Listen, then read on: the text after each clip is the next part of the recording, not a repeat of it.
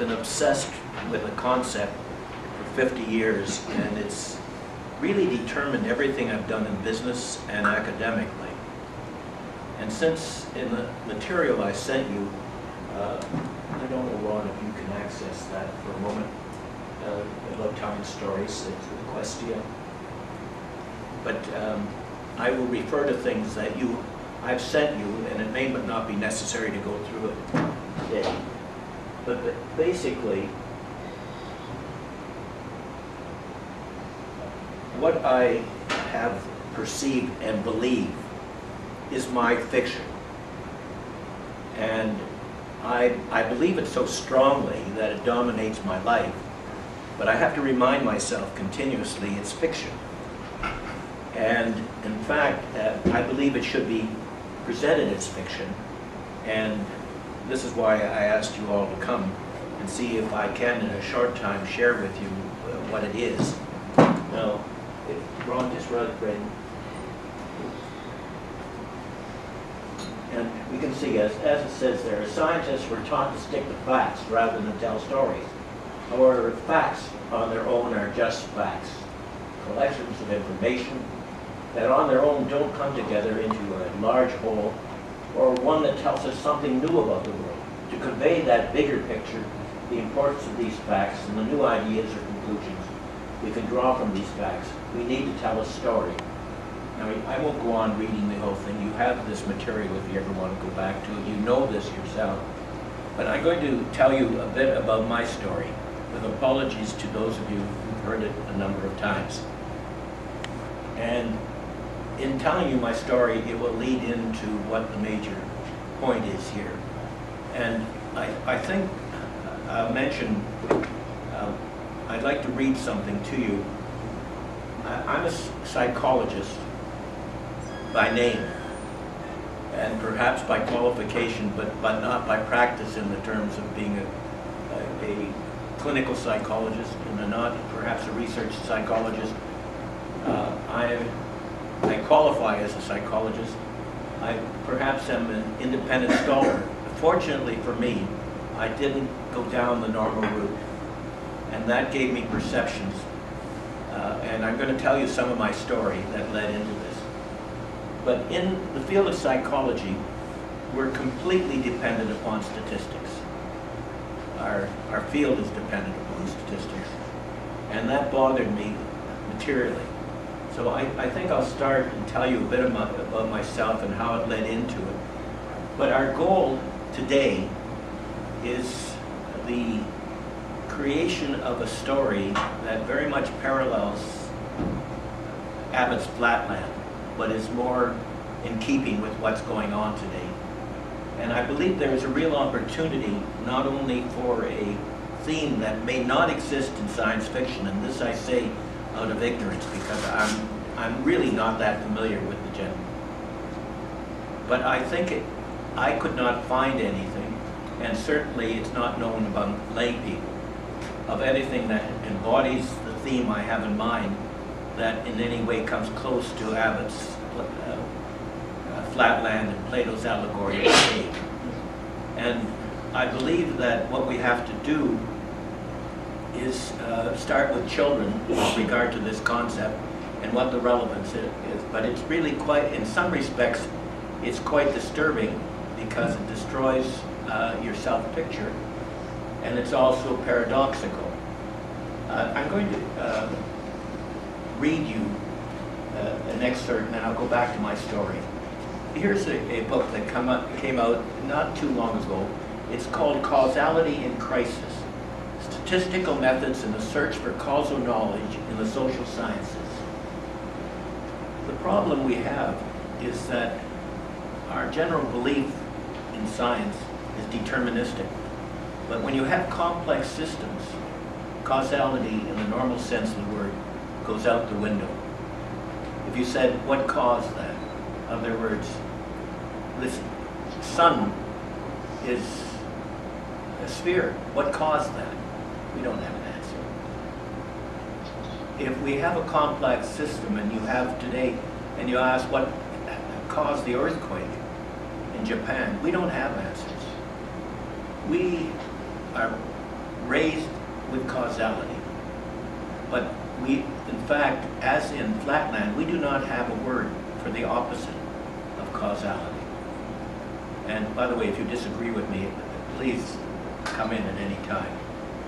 But we, in fact, we suffer the same way as the square suffers when he went to sphere land and came back and tried to share the concept of up with his fellow inhabitants of flatland.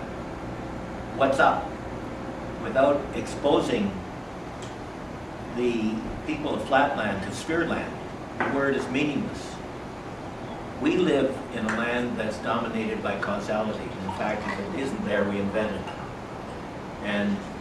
But we don't have an effective word for an antonym of causality. And everything I'm talking about here has to do with the fact of the opposite of causality, and that perhaps isn't adequate on its own.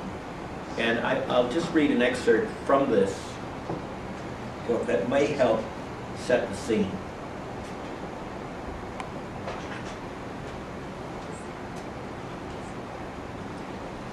This starts off. This was, it will be recalled, a period in which causal concepts were under attack for many quarters.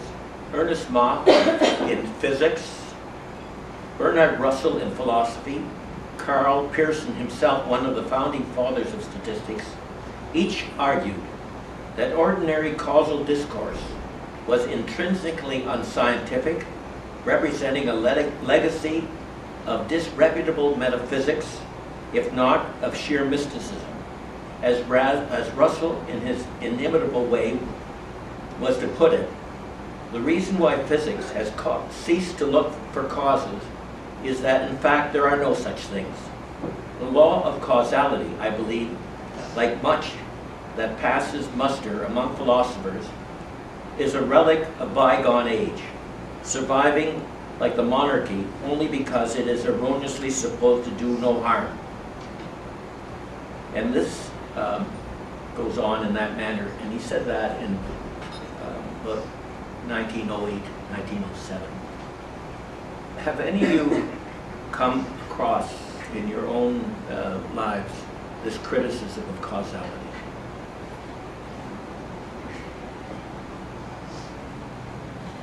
Yes?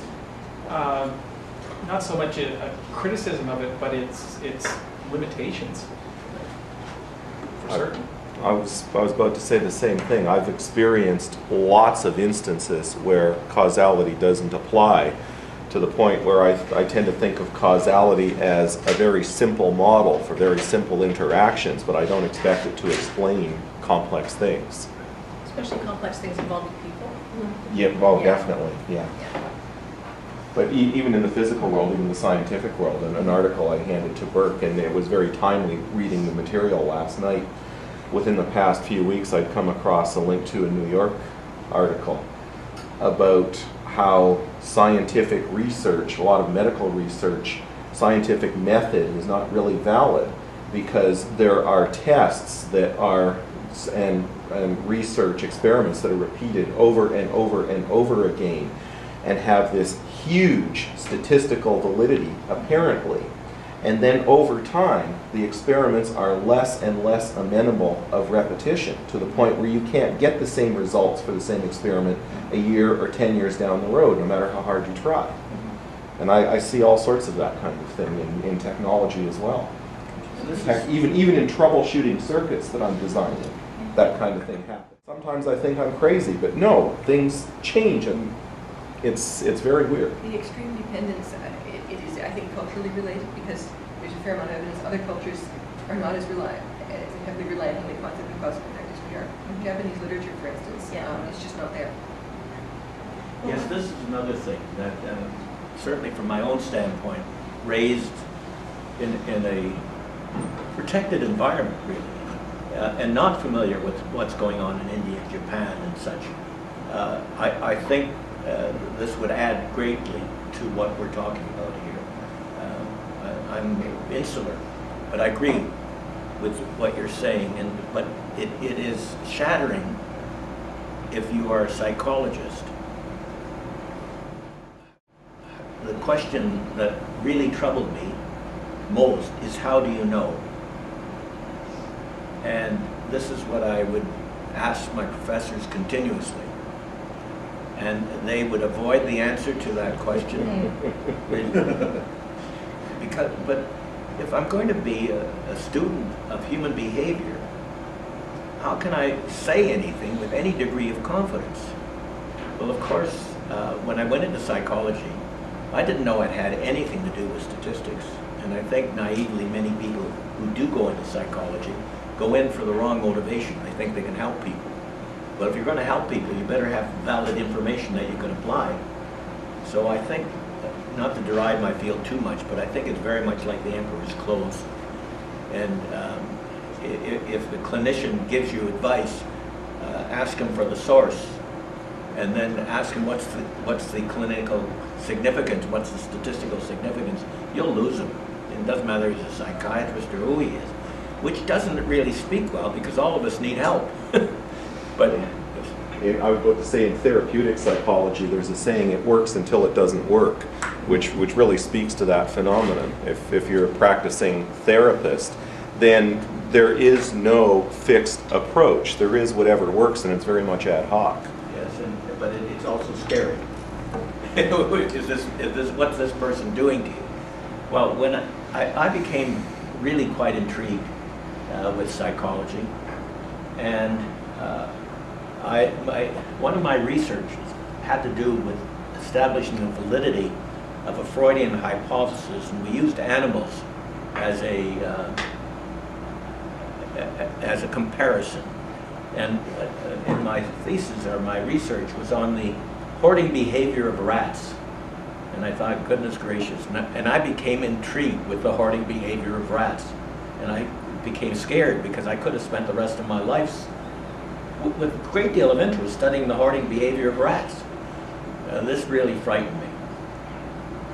There were certain occurrences then when I'd asked, I went ahead and published, not published, but internally within the University of Toronto, the results, only to find out that some of my professors were not at the level I was. They were from another era. And that said, well, what's my career dependent upon them? And I became quite frightened, and I also was married while at university. And it really troubled me that I didn't have the money to be a researcher without begging for money. And I would, being the type of person I was, I said, all right, I'm going to go out and I'll make my millions in 5 years, and I'll go back and be a psychologist. But I was taught that science was the method by which we determined relationship between variables. And I bought into that, causal. So all right, I said, all right, I'm going to study how to make money. I'm going to go out and do it. And I knew what my dependent variable was. It was money. How do I find out my independent variables? Well, I'll study the careers of successful people. And I did so.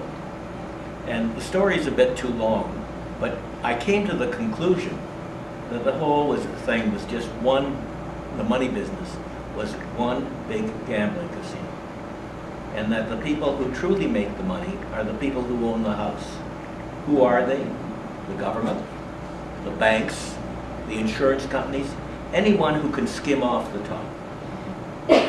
The people who've made phenomenal money who are not in that business just happen to be lucky. Lucky to perhaps be born at the right time with the right knowledge and the right abilities. So I then said, well, I have to put myself into the skimming business. And how do I do that? So I became a financier.